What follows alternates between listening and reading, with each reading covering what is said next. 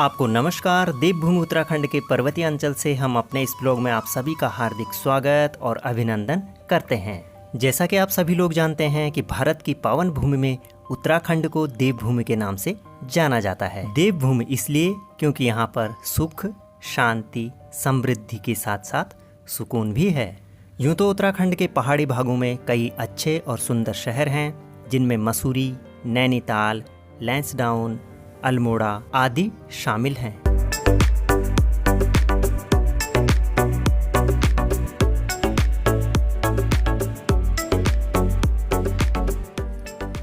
Corbett city Ramnagar से लगभग 70 kilometre की दूरी पर स्थित है धुमाकोट नामक एक छोटा सा और प्यारा सा कस्बा।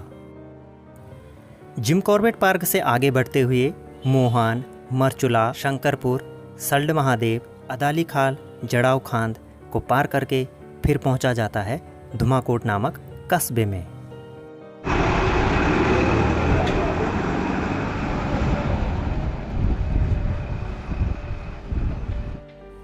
धुमाकोट कस्बा उत्तराखंड राज्य के पौड़ी गढ़वाल जिले में स्थित है और यह नैनी डांडा ब्लॉक का एक प्रमुख कस्बा है। बरसात के दिनों में इस कस्बे का वातावरण और प्राकृतिक सौंदर्य और भी निखर जाता है, क्योंकि इसके चारों तरफ से बांज, बुरांस और चीड़ का घना जंगल फैला हुआ है। दोस्तों, धुमाकोट कस्बे पर हमने अपने चैनल पर पहले भी कई वीडियोस बना रखे हैं और ये कस्बा इसलिए सुंदर है क्योंकि जो यहाँ का प्राकृतिक वातावरण है बहुत ही बेहतरीन है। चारों तरफ से बांज, बुरांस और देवदार के जंगलों से घिरा हुआ ये प्यारा सा कस्बा है और धुमा देवी के नाम से इसको और भी प्रसिद्धि मिलती है और इसी वजह से इसका नाम धुमाकोट रखा गया। जैसा कि अक्सर आपने सुना होगा कि सिक्के के दो पहलू होते हैं, तो उसी तरह से किसी कस्बे या शहर के भी दो पहलू होते हैं। तो आइए जानते हैं इस कस्बे के दूसरे पहलू को।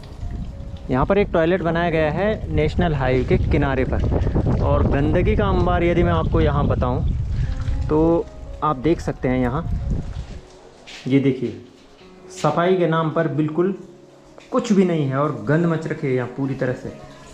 ये वॉश बेसिन बना रखा है, यहाँ पर टोटी नहीं है लेकिन ऊपर छत में टंकी बनी हुई है। तो जब हमारे इन छोटे कस्बों में इस तरह की गंदगी फैली रहेगी तो इससे जो हमारा क्षेत्र है और कहीं दूर से आने वाले जो लोग रहते हैं, टूरिस्ट रहते हैं या घूमने वाले लोग रहते हैं, उनमें एक अच्छा संदेश नहीं जाता है। और ऐसी ही कुछ कंडीशन इधर भी है। यहाँ देखिए, बहुत ही गंदा हो रखा है, बहुत ज़्यादा दिखा नहीं सकते हम आप लोगों को। और जब अंदर ये टॉयलेट इतने गंदे रहेंगे तो फिर जो यहाँ आने वाले लोग रहते हैं और मार्केट के जो लोकल लोग रहते हैं उनको इधर बाहर खुले में शौच करना पड़ता है। और यहाँ से इस समय इतनी दुर्गंध आ रही है कि आप पूछिए मत। चुनाव जीतने के बाद हमारे जनप्रतिनिधियों को कम से कम यह तो सोचना चाहिए कि विकास के नाम पर अगर इस तरह के छोटे छोटे शौचालय बना दिए जाते हैं तो उनमें सुविधाएं भी तो होनी चाहिए कम से कम, जिससे कि क्षेत्रीय जनता को कुछ सुविधाएं मिल सकें और शहर का वातावरण भी साफ़ सुथरा बना रहे और स्वच्छ बना रहे। ये बड़ी अच्छी बात कही आप। धुमाकोट कस्बे में ये हैं दो सड़कें, एक जाती है पीपली को और एक जाती है मैदावन, रथवाडाप, दुगड्डा और कोटद्वार को। इन सड़कों के किनारे गंदगी का इतना अंबार लगा हुआ है कि आप देख सकते हैं इस वीडियो के माध्यम से।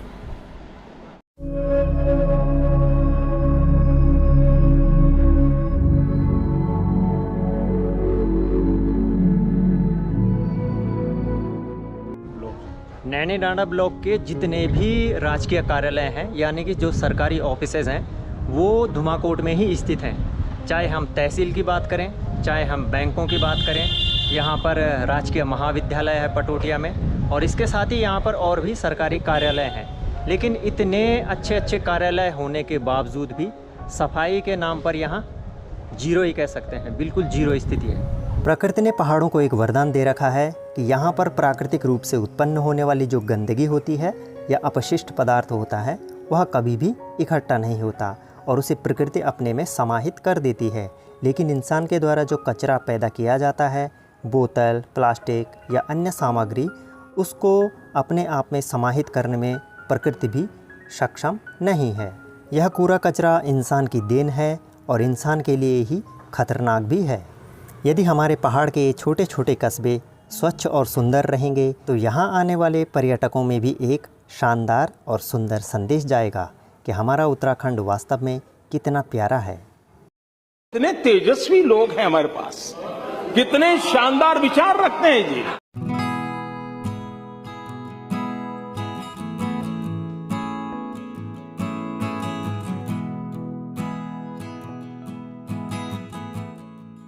धुमाकोट नैनी डांडा ब्लॉक के प्रमुख बाज़ारों में से एक बाज़ार है और जो यहाँ के क्षेत्रीय गांव है और जो यहाँ आसपास के गांव हैं, यहाँ के लोगों का जो रोज़मर्रा का सामान मिलता है वो इस बाज़ार में उपलब्ध होता है। तो इस वजह से लोग दिन में यहाँ पर आते हैं और शाम के टाइम फिर बाज़ारों में लगातार भीड़ कम होती है और आमतौर पर पहाड़ के बाज़ारों में ऐसा ही होता है। ये बात तो आपने सुनी ही होगी कि स्वच्छ शरीर में ही स्वच्छ मस्तिष्क निवास करता है। तो दोस्तों, जिस शहर में हम रहते हैं या जिस कस्बे में हम रहते हैं उसको साफ़ रखने का प्रयास भी हम लोगों को ही मिलजुल करके करना है। हमें आशा ही नहीं बल्कि पूरा विश्वास है कि जन सरोकारों से जुड़े हुए इस ब्लॉग को आपने अवश्य ही पसंद किया होगा।